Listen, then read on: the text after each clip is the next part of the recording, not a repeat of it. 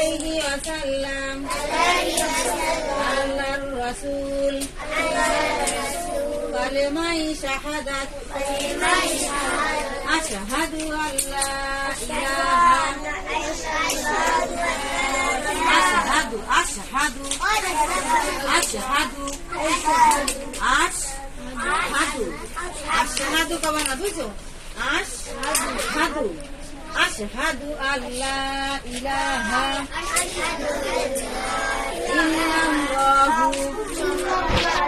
ওয়াহদাহু লা শারীকা লাহু